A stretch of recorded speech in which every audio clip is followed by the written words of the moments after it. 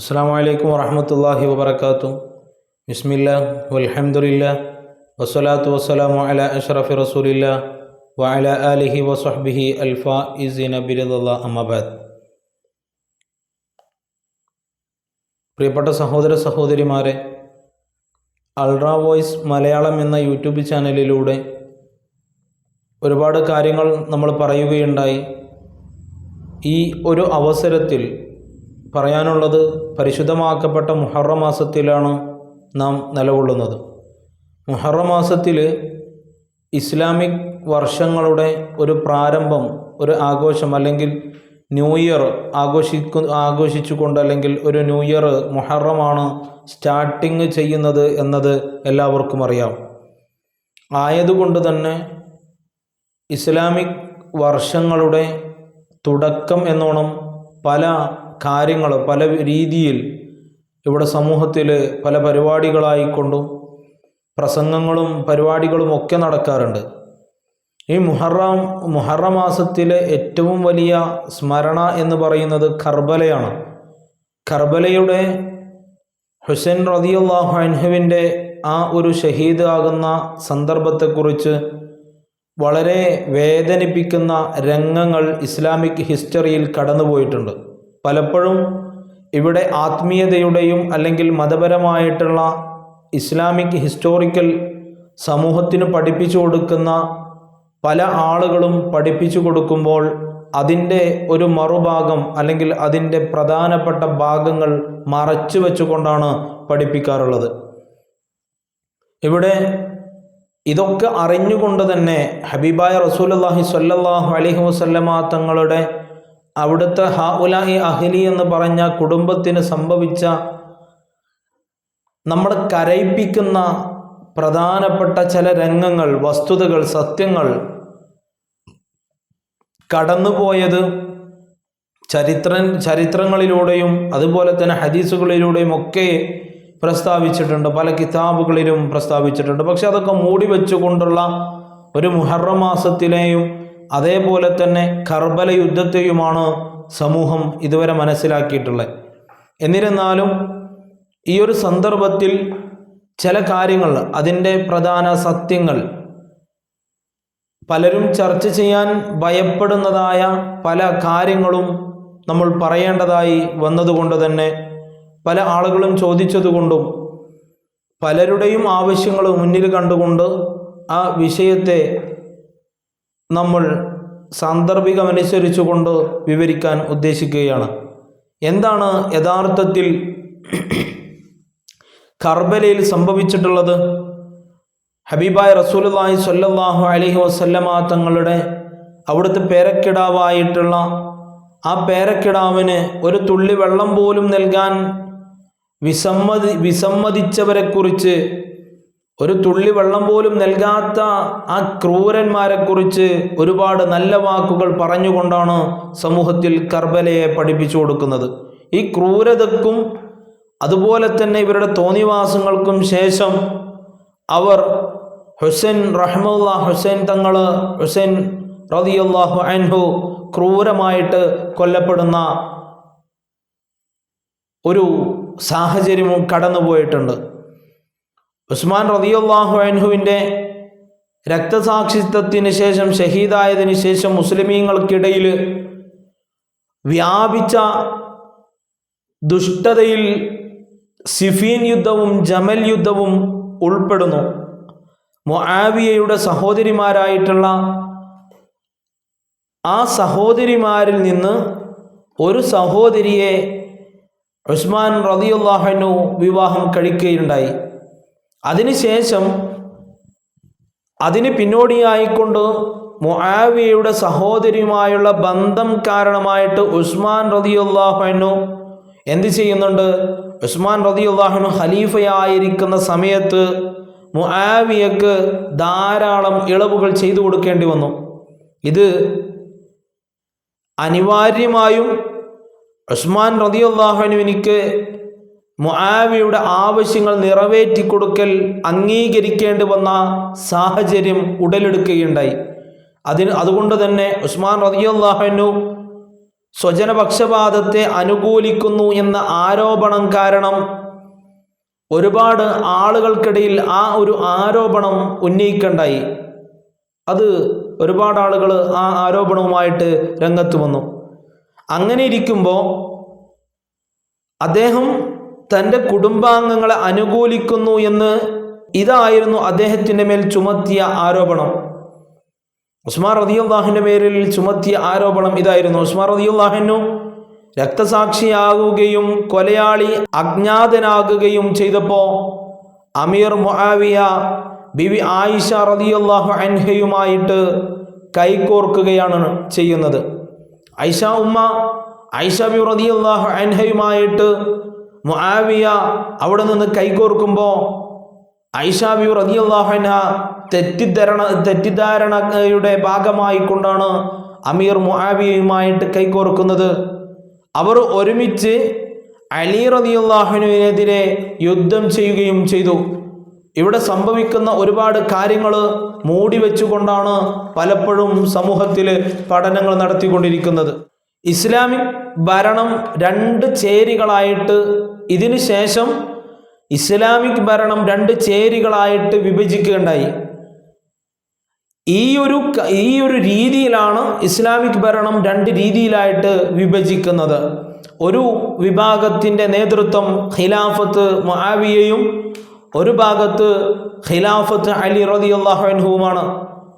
ഇങ്ങനെ ഇതിനു ശേഷം തുടർന്ന് അമീർ മുആവിയ ഖവാരിജുകളിൽ ഒരാളെ നിയമിക്കുകയാണ്. അദ്ദേഹത്തിൻ്റെ പേര് അബ്ദുറഹ്മാൻ ഇബ്നു മൽജം, ഇങ്ങനെയാണ് അദ്ദേഹത്തിൻ്റെ പേര്. അലി റളിയല്ലാഹു അൻഹു പള്ളിയിൽ നമസ്കരിച്ചു കൊണ്ടിരിക്കുന്നതായ സന്ദർഭത്തിൽ അലി റളിയല്ലാഹു അൻഹു രക്തസാക്ഷിയാവുകയാണ്, ഷഹീദാവുകയാണ്. അലി റളിയല്ലാഹു അൻഹു രക്തസാക്ഷിത്വത്തിന് ശേഷം, ഷഹീദായതിനു ശേഷം ഇമാം ഹസൻ റളിയല്ലാഹു അൻഹു ഖലീഫയായി. കർബലയുടെ പ്രാരംഭഘട്ടം അവിടെ നിന്ന് അതിനുശേഷമാണ് തുടങ്ങുന്നത്. ഇതിനൊക്കെ കാരണങ്ങൾ ഇവിടെ നിന്ന് തന്നെ സ്റ്റാർട്ട് ചെയ്തിട്ടുണ്ട്. അതുകൊണ്ടാണ് ഈ ഭാഗം പറഞ്ഞു പോയത്. ഖലീഫയായിരുന്ന അലി റളിയല്ലാഹു അൻഹുവിൻ്റെ വഫാത്ത് സംഭവിക്കുമ്പോൾ, ഷഹീദാകുമ്പോൾ പള്ളിയിൽ നിസ്കരിച്ചു കൊണ്ടിരിക്കുന്ന അലി റളിയല്ലാഹു അൻഹു വഫാത്താവുകയാണ്, ഷഹീദാവുകയാണ്. അതിനുശേഷം ഹസൻ റളിയല്ലാഹു അൻഹു ഖലീഫയായിക്കൊണ്ട് രംഗത്ത് വരികയാണ്.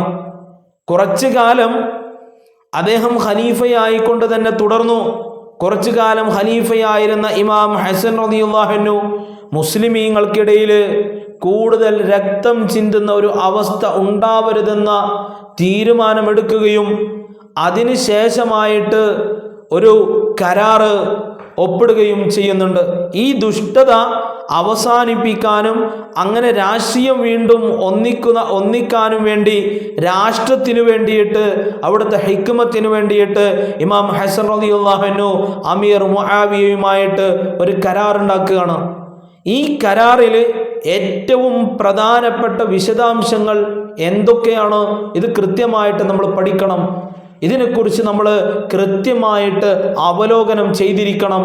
ഇല്ല എങ്കിൽ ഈ പറയുന്ന കർബലയുടെ പ്രധാനപ്പെട്ട, അല്ലെങ്കിൽ അന്ന് കർബലയിൽ സംഭവിച്ച സത്യത്തെ നമുക്ക് അംഗീകരിക്കാൻ, അല്ലെങ്കിൽ സത്യം നമ്മൾ മനസ്സിലാക്കാതെ പോകുന്ന ഒരു അവസരമുണ്ടാകും.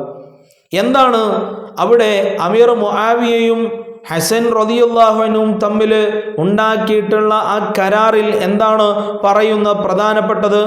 താഴെ പറയുന്ന നിബന്ധനകൾ നിങ്ങൾ അംഗീകരിച്ചാൽ ഞാൻ, ആരാണ് പറയുന്നത്? ഹസൻ റളിയല്ലാഹു അൻഹു പറയാണ്, താഴെ പറയുന്ന നിബന്ധനകളൊക്കെ അംഗീകരിച്ചാൽ ഞാൻ ഈ ഖിലാഫത്ത് ഉപേക്ഷിക്കുന്നതാണ്. കരാറിലെ ഏറ്റവും വലിയ കാര്യം എന്താണ് എന്ന് ചോദിച്ചു കഴിഞ്ഞാൽ, അമീർ മുആവിയ ഖിലാഫത്തിനെ ഒരു അനന്തരാവകാശമാക്കില്ല എന്നതാണ് അതിലെ പ്രധാനപ്പെട്ട തീരുമാനം. ഖിലാഫത്ത് അനന്തരാവകാശമായി മാറില്ല. നിങ്ങളുടെ സമയം വരുമ്പോൾ നിങ്ങൾ അത് മുസ്ലിമീങ്ങളുടെ അഭിപ്രായത്തിന് വിടണം. ഇതാണ് അതിലെ പ്രധാനപ്പെട്ട തീരുമാനം.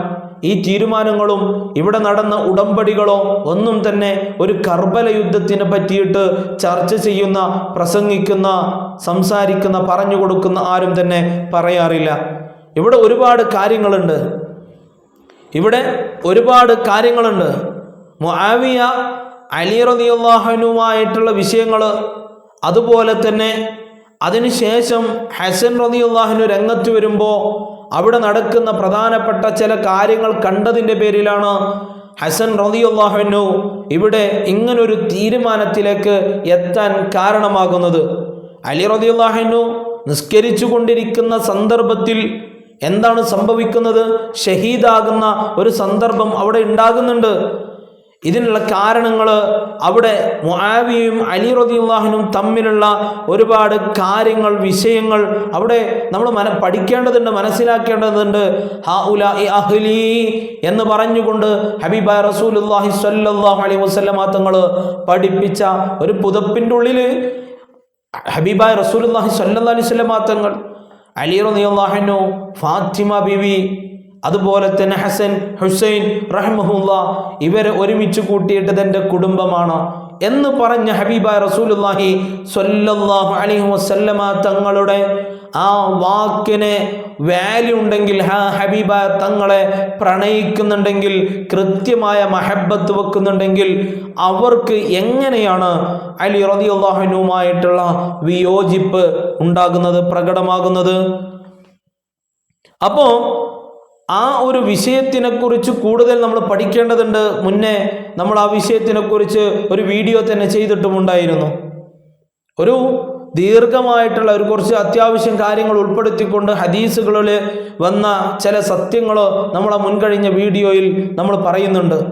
അലി റളിയല്ലാഹു അൻഹുവിനെതിരെ ആ കാലഘട്ടത്തിൽ, അമവിയ ഭരണകാലഘട്ടത്തിൽ അലി റളിയല്ലാഹു അൻഹുവിനെതിരെ എന്ത് ചെയ്തിട്ടുണ്ട്?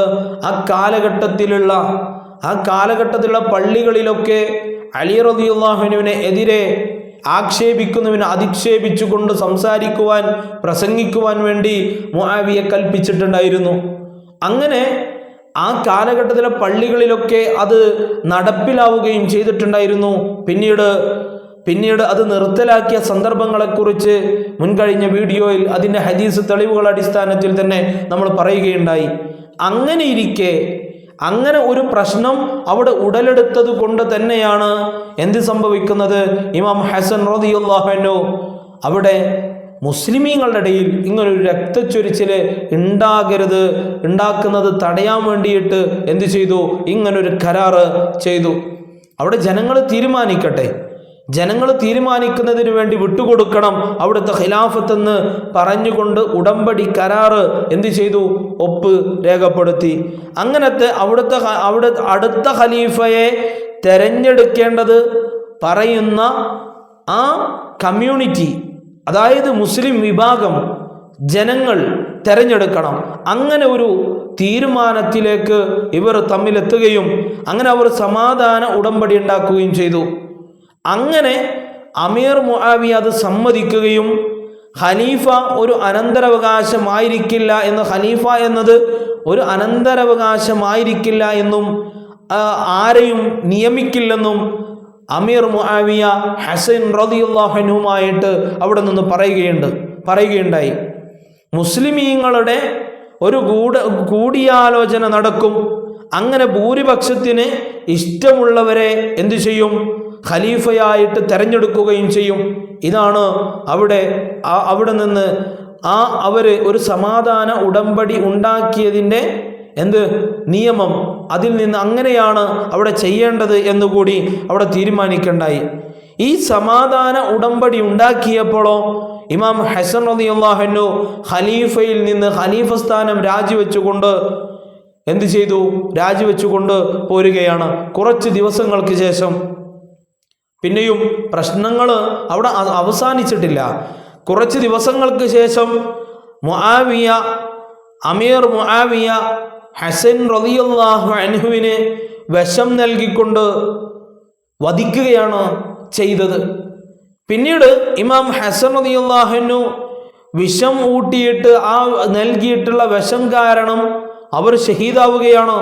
ഹിജ്റ 50 ഇമാം ഹസൻ റളിയല്ലാഹു അൻഹു ഷഹീദാവുകയാണ്, വഫാത്താവുകയാണ്. അതിനുശേഷം അമീർ മുആവിയ പിന്നെയും പ്രശ്നങ്ങൾ ആരംഭിക്കുകയാണ്.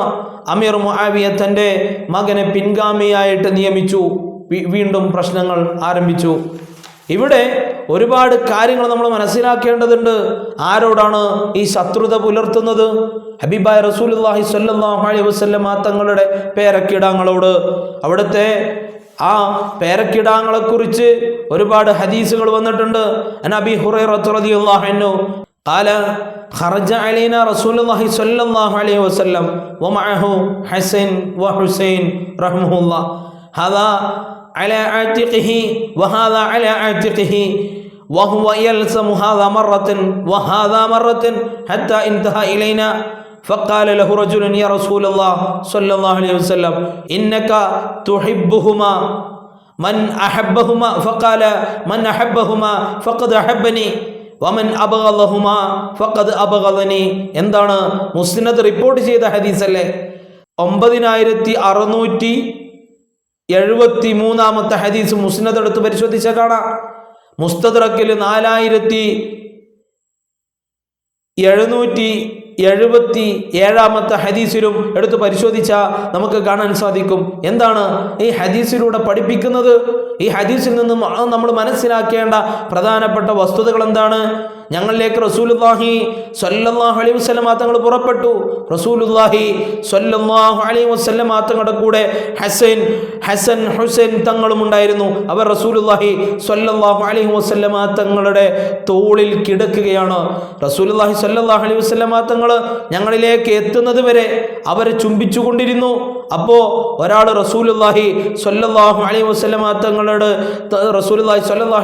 തങ്ങളോട് ചോദിക്കാണ്, അല്ലാഹുവിൻ്റെ റസൂലേ, യാ ഹബീബല്ലാഹ്, അല്ലാഹുവിൻ്റെ റസൂലേ, അങ്ങ് അവരെ ഇരുവരെയും സ്നേഹിക്കുന്നു. അപ്പോൾ റസൂലുള്ളാഹി സ്വല്ലല്ലാഹു അലൈഹി വസല്ലം തങ്ങൾ പറയാണ്, ആരെങ്കിലും അവരെ ഇരുവരെയും ഏറ്റവും കൂടുതൽ സ്നേഹിച്ചാൽ തീർച്ചയായും അവർ എന്നെ സ്നേഹിച്ചു. ഇനി അവർ ഇരുവരെയും വെറുത്തു കഴിഞ്ഞാലോ തീർച്ചയായും അവർ എന്നെയും വെറുത്തു. ഈ പറയുന്ന ഹദീസ് തന്നെ എത്രയോ തെളിവാണ്, എത്രയോ വലുതാണ്. ഈ പറയുന്നൊരു കാര്യം ഒരു ഹദീസ് മാത്രം നമുക്കെടുത്ത് പരിശോധിച്ചാൽ മനസ്സിലാക്കാൻ പറ്റും. ഈ അമീർ മുആവിയ ഇവിടെ സംഭവിച്ചിട്ടുള്ള വിഷയങ്ങൾ എന്തൊക്കെയാണ്? അവിടുത്തെ ഹസൻ റളിയല്ലാഹു അൻഹുവുമായിട്ട് ആ സമാധാന കരാർ ഉണ്ടാക്കുകയും മുസ്ലിം ജനതയുടെ ഇടയിൽ ഒരു രക്തച്ചൊരിച്ചിൽ ഉണ്ടാകുന്നതിനെ തടയുന്നതിന് വേണ്ടി ഒരു ഹിക്മത്ത്, ഒരു തീരുമാനമെടുക്കുകയും ആ തീരുമാനത്തെ തന്നെ എന്തു ചെയ്യുന്നു? ലംഘിച്ചുകൊണ്ടാണ് മുആവിയ അവിടുത്തെ മകനെ ഹസൻ റളിയല്ലാഹു അൻഹുവിൻ്റെ വഫാത്തിന് ശേഷം അവിടുത്തെ മകനെ എന്ത് ചെയ്യുന്നത്? യസീദിനെ എന്ത് ചെയ്യുന്നത്? ഇവിടുത്തെ പിൻഗാമിയായി കൊണ്ടുവരുന്നത്. അമീർ മുആവിയ അവിടുത്തെ പിൻഗാമിയായിക്കൊണ്ട് യസീദിനെ കൊണ്ടുവരുന്ന ആ ഒരു സംഭവം ഒരിക്കലും ഉണ്ടാവാൻ പാടില്ലാത്തതായിരുന്നു. ആ കരാറ് ഉണ്ടാവരുതെന്നും മുആവിയയ്ക്ക് ശേഷം ഒരു ഖലീഫയായിക്കൊണ്ട് മുസ്ലിം സമുദായം അവിടുന്ന് തെരഞ്ഞെടുക്കുന്നവരെ ആക്കണമെന്നും ഖിലാഫത്ത് നൽകണമെന്നും എൻ്റെ ഖിലാഫത്ത് അവിടുത്തെ ഖിലാഫത്ത് അനന്തരാവകാശമില്ലാത്തതാണെന്നും പറഞ്ഞുകൊണ്ട് ആ കരാറ് ഒപ്പിട്ട സാധനം ആരോടാണ് ഈ കരാറ് ചെയ്തിട്ടുള്ളത്? അമീർ മുആവിയ കരാറ് ചെയ്തിട്ടുള്ളത് ആരോടാണ്? ഹസൻ റളിയല്ലാഹു അൻഹുവുമായിട്ടാണ്. ആ ഹസൻ തങ്ങളുമായിട്ട് ചെയ്തിട്ടുള്ള സമാധാന ഉടമ്പടി ലംഘിച്ചുകൊണ്ടാണ് ഇവിടെ എന്ത് ചെയ്യുന്നത്?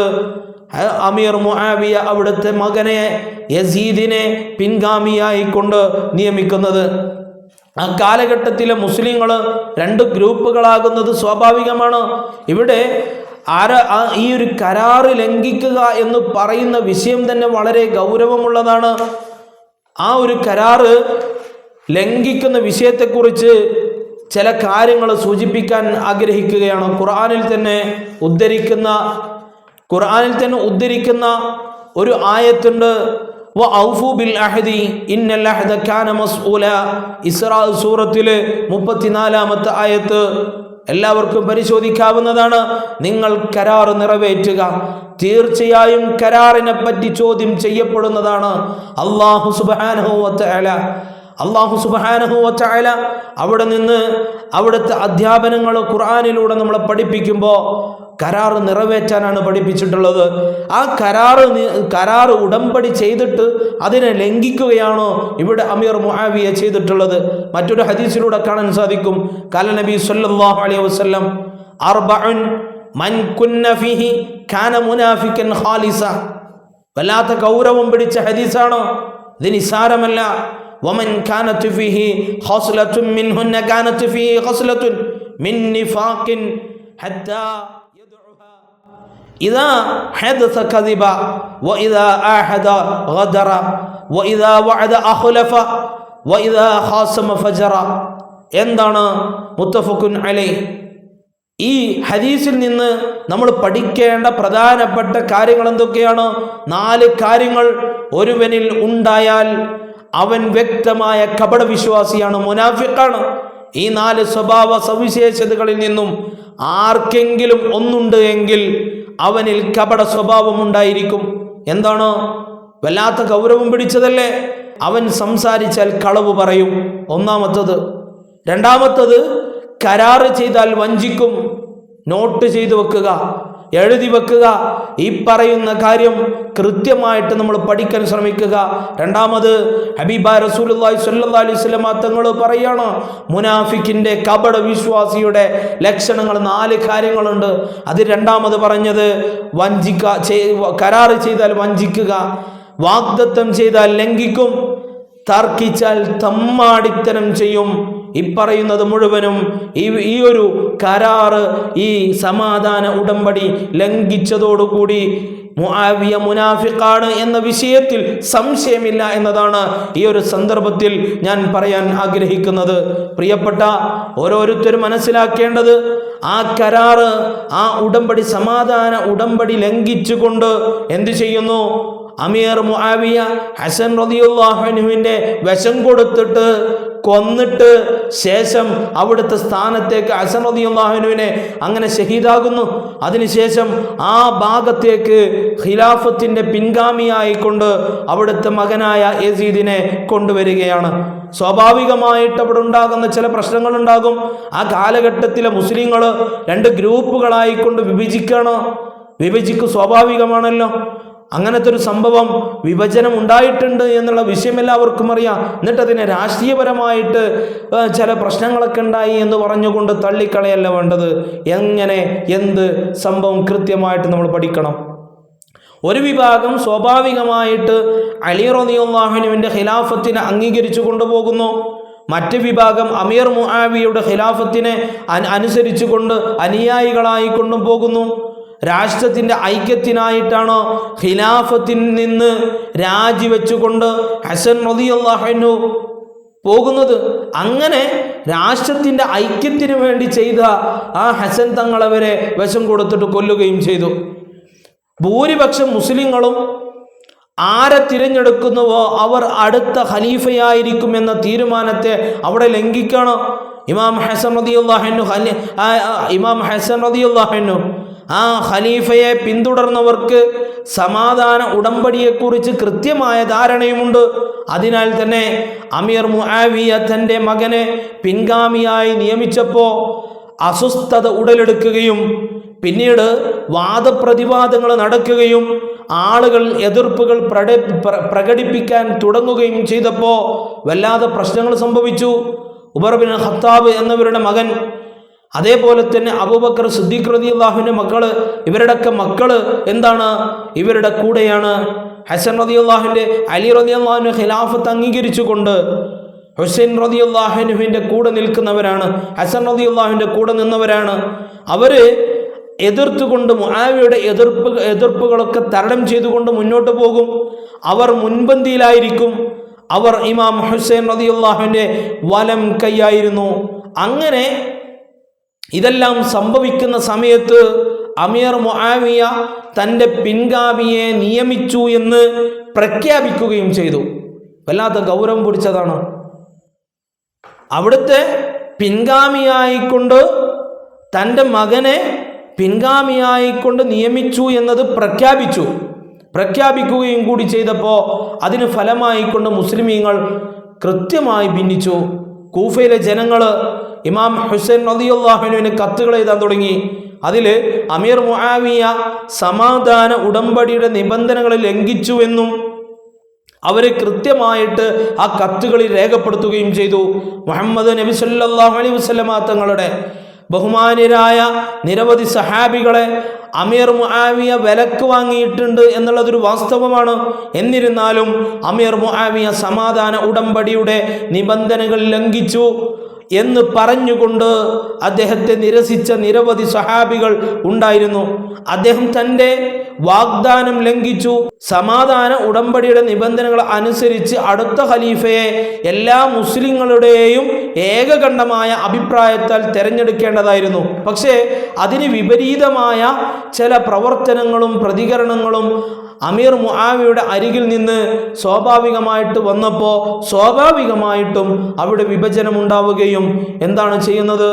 ഹുസൈൻ റളിയല്ലാഹു അൻഹുവിനെ ആ ഹസൻ റളിയല്ലാഹുവിൻ്റെ കൂടെ ഉണ്ടായിരുന്ന ആ ഉടമ്പടി, ആ സമാധാന ഉടമ്പടിയെക്കുറിച്ച് കൃത്യമായി ധാരണയുള്ള ആളുകൾ ഹുസൈൻ റളിയല്ലാഹു അൻഹുവിന് കത്തെഴുതുകയാണ്. എന്ത് പറഞ്ഞുകൊണ്ടാണ് കത്തെഴുതുന്നത്? ഈ ലംഘനം സംഭവിച്ചിട്ടുണ്ട്, ഇതിന് കൃത്യമായ പരിഹാരമുണ്ടാകണമെന്ന് പറഞ്ഞുകൊണ്ട് കത്തെഴുതിയപ്പോൾ സ്വന്തം പിൻഗാമിയെ തിരഞ്ഞെടുക്കാനുള്ള അമീർ മുആവിയുടെ തീരുമാനം തെറ്റായിരുന്നു. ആളുകൾ അതിനെതിരെ ശബ്ദമുയർത്തുകയും ആ സ്ഥിതി കുറച്ചു വർഷങ്ങൾ തുടരുകയും ചെയ്തു. ഒരു കാലം വന്നു ആരെങ്കിലും യസീദിനെ കൊല്ലുമെന്ന് ഭയന്ന ഒരു പ്രത്യേക സാഹചര്യം വരികയും മുആവിയ യസീദിനെ മക്കയിലേക്ക് അയക്കുകയും ചെയ്തു. കാരണം എന്താണ്? കാരണം പ്രവാചക കുടുംബം അതേപോലെ തന്നെ പ്രവാചകരുടെ അനുയായികളും മദീനയിലായിരുന്നു. അതുകൊണ്ട് തന്നെ അവരിൽ നിന്ന് അകറ്റിക്കൊണ്ട് മക്കയിലേക്ക് ആരെ പറഞ്ഞേക്കാണ്? യസീദിനെ പറഞ്ഞേക്കാണ്. അതിനാൽ അദ്ദേഹത്തിൻ്റെ മുആവിയ യസീദിനെ മക്കയിലേക്ക് അയച്ചു. ആളുകൾ അദ്ദേഹത്തിനെതിരെ ശബ്ദമുയർത്തി. തനിക്കെതിരെ ശബ്ദമുയർത്തിയ എല്ലാവരെയും കൊല്ലാൻ അമീർ മുആവിയ ശ്രമിക്കുകയും ചെയ്തു. പിന്നീട് അമീർ മുആവിയ ഇങ്ങനത്തെ ഒരു സാഹചര്യം ഉണ്ടായിരിക്കെ അതിന് പിന്നോടിയായിക്കൊണ്ട് അമീർ മുആവിയ മരണപ്പെടുകയാണ്. അമീർ മുആവിയ മരണപ്പെട്ടു. അങ്ങനെ അദ്ദേഹം നിയമിച്ച പിൻഗാമി ഖലീഫയായിക്കൊണ്ട് രംഗത്ത് വരികയും ചെയ്തു. ഇനി നിങ്ങൾ മനസ്സിലാക്കേണ്ടത് ഇത് ഇമാം ഹുസൈനെ കുറിച്ച് മാത്രമല്ല എന്നതാണ്. ഹുസൈൻ റളിയല്ലാഹുവിനെ കുറിച്ച് മാത്രമല്ല ഇവിടെ വിവരിക്കുന്നത്. ഇനി മനസ്സിലാക്കേണ്ടത്, കൃത്യമായിട്ട് നമ്മൾ മനസ്സിലാക്കേണ്ട പ്രധാനപ്പെട്ട കുറച്ച് കാര്യങ്ങളാണ്. അലി റളിയല്ലാഹു അൻഹു, മൗല അലി റളിയല്ലാഹു അൻഹുവിൻ്റെ ഖിലാഫത്തിന് കീഴിലുള്ള എല്ലാ മുസ്ലിങ്ങളും യസീദിനെ അടുത്ത ഖലീഫയായി നിയമിക്കുന്നതിനെ എതിർത്തു. അവരെല്ലാവരും അദ്ദേഹത്തെ എതിർത്തു. യസീദിനെ ഖലീഫയായി നിയമിച്ചതിൽ മുഹമ്മദ് നബി സല്ലല്ലാഹു അലൈഹി വസല്ലമ തങ്ങളുടെ ഹബീബായ റസൂലുള്ളാഹി സല്ലല്ലാഹു അലൈഹി വസല്ലമ തങ്ങളുടെ കുടുംബത്തിന് മാത്രമേ പ്രശ്നമുണ്ടായിരുന്നു എന്നല്ല ഇവിടെ പറയുന്നത്. ഒന്നടങ്കം എല്ലാവരും യസീദിനെ എതിർക്കുകയും മദീനയിലും മക്കയിലും യസീദിനെ ഖലീഫയായി ഞങ്ങൾ അംഗീകരിക്കുന്നില്ല എന്ന് പറയുന്ന ഒരു വിഭാഗം ഉണ്ടാവുകയും ചെയ്തു. അവർ പറഞ്ഞു, അമീർ മുആവിയുടെ ഈ തീരുമാനം ഞങ്ങൾ അംഗീകരിക്കുന്നില്ല. നമ്മൾ നല്ല കൃത്യമായിട്ട് മനസ്സിലാക്കണം. അലി റളിയല്ലാഹു അൻഹുവിനെ അവിടുത്തെ ഹബീബായ റസൂലുള്ളാഹി സ്വല്ലല്ലാഹു അലൈഹി വസല്ലമ തങ്ങൾ ഞാൻ ആർക്കാണ് മൗല അവർക്ക് അലിയും മൗല എന്ന് പറഞ്ഞ അലി റളിയല്ലാഹു അൻഹുവിനെ ആ ഖിലാഫത്ത് അംഗീകരിക്കുന്ന അവർ എല്ലാവരും ഒന്നടങ്കം പറയാണ് എന്ത്? ഈ പറയുന്ന യസീദിൻ്റെ ഖിലാഫത്തിനെ ഞങ്ങൾ ആരും അംഗീകരിക്കുന്നില്ല. മക്കയിലും മദീനയിലും യസീദിൻ്റെ ഖിലാഫത്ത് തുടർന്നു പോകാൻ അത് ഞങ്ങൾ സമ്മതിക്കുകയില്ല എന്ന് പറയുകയാണ്. അവർ പറഞ്ഞു, അമീർ മുആവിയുടെ ഈ തീരുമാനം ഞങ്ങൾ അംഗീകരിക്കുന്നില്ല. ഒന്നടങ്കം പറയാണ്. കേവലം ഉമർ റളിയല്ലാഹു അൻഹുവിൻ്റെ മാത്രം കാര്യമില്ല ഇവിടെ പറയുന്നത്. ഇസ്ലാമിക് ഹിസ്റ്ററിയിൽ ഇങ്ങനത്തെ ഒരു ബ്ലാക്ക് തീം ഉണ്ട് എന്നുള്ള വാസ്തവം നമ്മൾ മനസ്സിലാക്കണം. അദ്ദേഹത്തിൻ്റെ ഖിലാഫത്ത് ഞങ്ങൾ അംഗീകരിക്കുന്നില്ല. കാരണം അദ്ദേഹം തൻ്റെ വാഗ്ദാനം ലംഘിച്ചിട്ടുണ്ട്. അമീർ മുആവിയ ഹസൻ റളിയല്ലാഹു അൻഹുമായിട്ടുള്ള എന്താണ് ആ കരാറ് വാഗ്ദാനം ലംഘിച്ചിട്ടുണ്ട്. ആയതുകൊണ്ട് തന്നെ ആ യസീദിൻ്റെ ഖിലാഫത്ത് ഞങ്ങൾ അംഗീകരിക്കുന്നില്ല. കാരണം എല്ലാവരും ഒന്നടങ്കം മുസ്ലിമീങ്ങളായിട്ടുള്ള എല്ലാവരും ഐക്യത്തോടുകൂടി ജനാധിപത്യ രീതിയിൽ തെരഞ്ഞെടുക്കുന്നവരായിരിക്കും അടുത്ത ഖിലാഫത്ത് ഉണ്ടാവുക എന്ന തീരുമാനം ഹസൻ റളിയല്ലാഹു അൻഹുമായിട്ട് ഉണ്ടാക്കിയിട്ടുള്ള കരാർ ലംഘിച്ചിട്ടുണ്ട്. അതുകൊണ്ട് ഞങ്ങൾ ഇത് അംഗീകരിക്കുന്നില്ല. ഇപ്പോൾ അമീർ മുആവിയെ വളരെയധികം ബഹുമാനിക്കുന്ന ആളുകൾ, സുന്നി പുരോഹിതന്മാർ ഉൾപ്പെടെ ഇതിന് ഉത്തരം നൽകണം. അമീർ മുആവിയ ഇമാം ഹസനുമായിട്ടൊരു സമാധാന ഉടമ്പടിയിൽ